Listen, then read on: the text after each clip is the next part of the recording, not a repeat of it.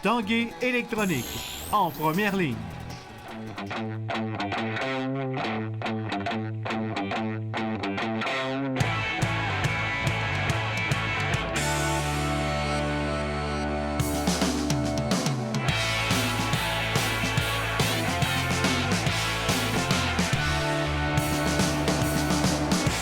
Salut, ici Jonathan Fournier et bienvenue à l'Esprit sportif. Aujourd'hui à l'émission, nous parlerons de ski acrobatique, mais tout d'abord, parlons d'art du déplacement.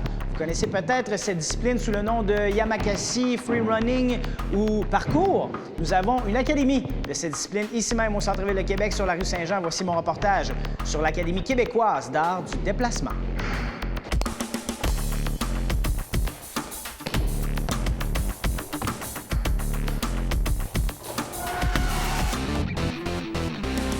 L'art du déplacement, c'est quelque chose de quand même très simple, quelque chose qui a toujours été là parmi nous. C'est de courir, sauter, grimper. En fait, c'est d'utiliser le corps d'une façon efficace dans un environnement et aussi en étant créatif aussi. Alors, il y a toujours des objectifs différents, ça dépend toujours lequel qu'on va choisir pour s'entraîner. Ça peut être d'être efficace, de se rendre d'un point A à un point B efficacement le plus vite possible ou tout simplement de se rendre, d'utiliser un obstacle ou utiliser un banc pour en faire quelque chose d'exceptionnel. Alors de bouger à travers cet obstacle-là le plus possible en se servant de notre créativité, notre imagination. L'école ici, c'est relativement récent. Ça vient de où? En fait, ça vient de 4 fondateurs. Moi, Jonathan Saint-Pierre, Nicolas Saint-Pierre, mon frère, Kevin Dugal et Vincent Thibault. 4 personnes qui étaient passionnées par cette discipline-là. Et puis, ça nous a tous apporté quelque chose de spécial dans notre vie. Alors, on a décidé de vouloir le partager. Fait qu'avec aucun sou, bien de la détermination, on a décidé de mettre ça de l'avant. Puis tranquillement, cours après cours, on a commencé à avoir des gens. Puis maintenant, on a le plaisir d'avoir une salle depuis presque 2 ans.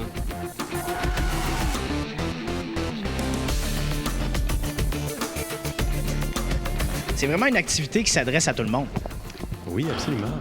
Tout le monde qui a envie de faire des efforts, parce que c'est pas nécessairement facile. Par contre, souvent, on en a une image un peu stéréotypée ou un peu caricaturale, des gros sauts, des trucs comme ça. Et les gens sont très impressionnés.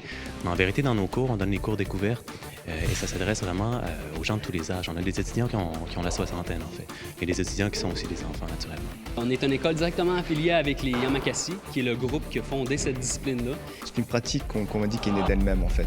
L'art de placement, on utilise des mouvements naturels, mais au fur et à mesure que tu progresses, ça devient de plus en plus compliqué, plus technique. Notre mission, nous, c'est de le rendre le plus accessible possible. Alors, nos cours sont très modulables. On fait en sorte d'avoir la clientèle différente. On a des gens de 50, 60 ans qui viennent faire les activités. On s'entend que c'est des gens qui sont déjà en très grande forme pour faire les cours réguliers. Sinon, on a des cours très adaptés qui sont ouverts à tout le monde, où on va travailler tout simplement à équilibre, des choses beaucoup plus simples.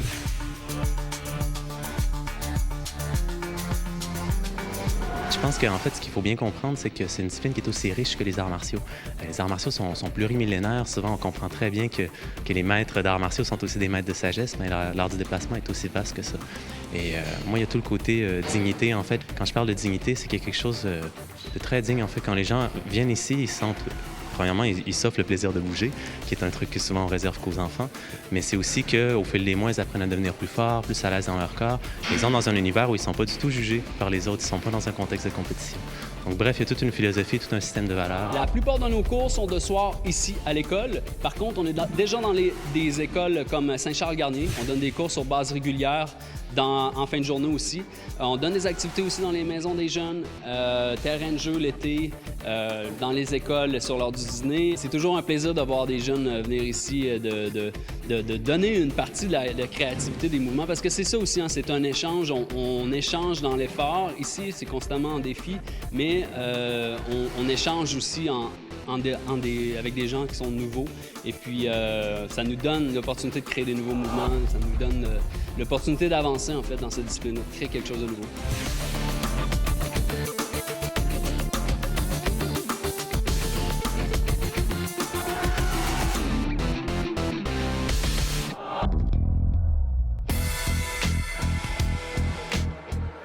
Le complexe sportif de Sainte-Foy accueillera en fin de semaine la 4e édition du tournoi national de hockey féminin de Québec. C'est 40 équipes de hockey féminin provenant des 4 coins du pays et des États-Unis qui s'affronteront dans les catégories bantam, midget et collégial. Plus de 3000 athlètes, parents et spectateurs y seront dès ce soir jusqu'à dimanche.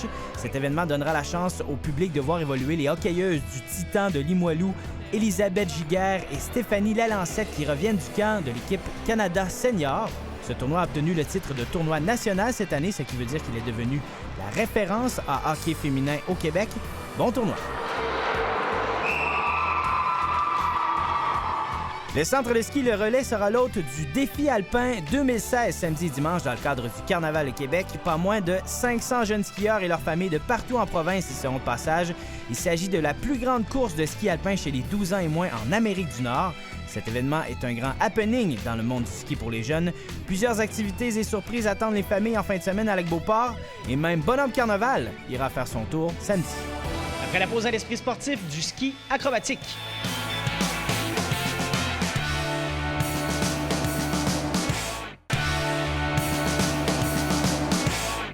Deux athlètes de Québec entament leur saison en ski acrobatique, plus particulièrement en saut acrobatique. Le vétéran de l'équipe canadienne Olivier Rochon ainsi que la recrue Lewis Irving, Carl Larouche les a rencontrés plus tôt cette semaine à l'entraînement.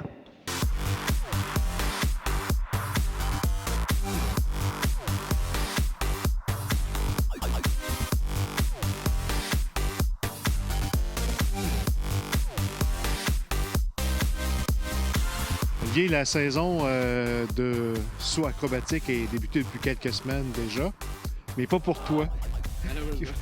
Qu'est-ce qui s'est passé en Chine? En Chine, la deuxième journée d'entraînement, j'ai fait un atterrissage un peu profond, puis la neige était molle, donc ma cheville a fait un faux mouvement dans la botte, c'est que ça m'a foulé la cheville et le genou. Le genou s'est revenu assez vite, là, la cheville, j'étais encore en train de travailler avec une réhabilitation, mais on s'est entraîné à Val-Saint-Côme après les fêtes, puis jusqu'à maintenant, ça va bien. J'ai recommencé à faire des sauts à triple, fait que ça regarde bien, là. Le timing est bon pour soigner des petits bobos? C'est ça, c'est une blessure mineure. C'est sûr qu'il y a aussi eu l'annulation de la Coupe du monde au Lac-Placide, ce qui est malheureusement pas super le fun pour nous parce que ça nous enlève 2 compétitions qu'il y avait là-bas. Mais en même temps, il faut que je vois ça un peu positif parce que ça me donnait du temps pour ma cheville justement pour récupérer puis revenir comme j'étais à la fin de la Finlande, là. Pas trop découragé de tout ce qui arrive comme blessure de ton côté, toujours motivé pour les prochains Jeux olympiques? Toujours motivé. Je veux dire, des blessures, ça arrive, ça fait partie du sport. Puis, faut pas se décourager. Regarde, moi, j'en ai eu des blessures, puis je reviens toujours plus fort. Fait que, regarde, on fait avec, puis on pense pas ça, on met ça derrière nous, puis on fonce. La prochaine Coupe du monde, c'est? C'est au Utah, à Deer Valley. C'est un des événements qui est le plus spectaculaire à venir regarder. Il y a une grosse foule qui vient voir. L'organisation est vraiment super. Puis c'est un endroit où je compétitionne d'habitude assez bien. Fait que j'ai hâte de voir puis de pouvoir justement montrer où est-ce que je suis rendu, là.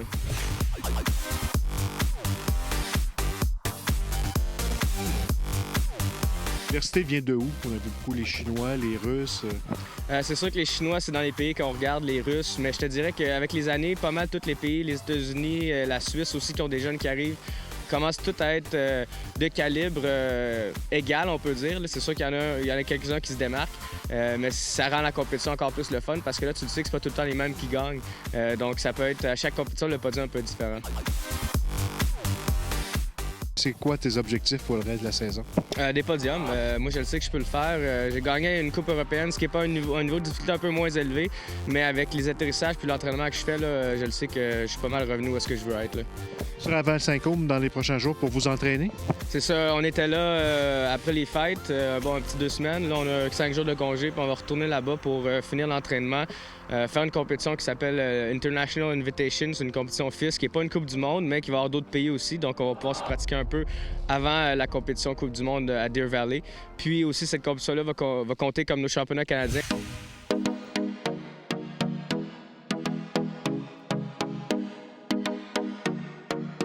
Lewis Louis Irving, bienvenue à l'Esprit sportif. Merci beaucoup. Membre de l'équipe de saut acrobatique du Canada, deuxième saison, on peut dire, sur la Coupe du Monde. Tu as participé à une première Coupe du Monde, toi, en Chine. Là. Comment ça s'est déroulé?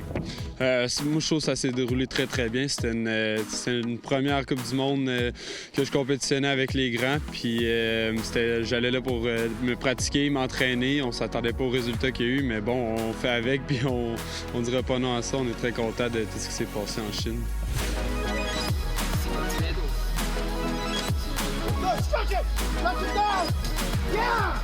Comment tu as vécu ça, l'expérience de sauter à l'intérieur dans le stade là-bas? C'est très impressionnant, très différent. C'est quelque chose que je m'attendais pas à avoir à affronter aussitôt dans ma carrière, mais c'est très le fun. C'est quelque chose de nouveau. Puis donc on est obligé de s'adapter avec les. C'est facile de sauter à l'intérieur. Il n'y a pas de neige qui nous affecte, il n'y a pas de vent. Donc je pense que pour une première Coupe du Monde, c'est l'idéal de faire ça là pour les conditions. C'est bien déroulé pour toi? Oui, ça s'est très bien déroulé. Le premier jour, j'ai fini 7e et le deuxième, 11e. Donc je me suis qualifié à 2 finales en Coupe du Monde à mes 2 premières. Puis c'était le but de la saison complète pour moi cette année. Puis qu'on ait fait ça les 2 premiers jours, c'est extraordinaire.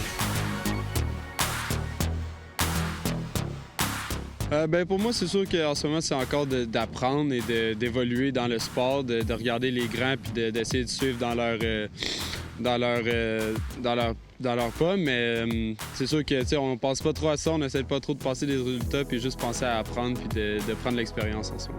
Tu fais partie de la relève pour l'équipe canadienne. T'as des gars que tu peux surveiller comme Olivier Rochon là, pour évidemment évoluer plus rapidement possible. Oui, c'est sûr que je regarde les 2 vétérans sur l'équipe, Travis et Olivier. J'essaie de leur parler le plus possible, puis eux, ils m'aident tout le temps à aller plus loin et devenir meilleur dans le sport. Pour moi, l'objectif pour le championnat canadien, c'est sûr de faire un podium avec les 2 vétérans. Puis, mais juste de faire des bons sauts, de faire une belle performance, puis je vais être content avec ça.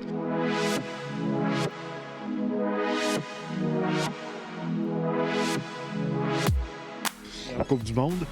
En Coupe du Monde, c'est de faire les finales encore. Je vise les finales, les top 10 à tout le reste de mes Coupes du Monde. Puis après ça, on verra si ça va plus loin que ça. C'est bonne saison. Parfait, merci beaucoup.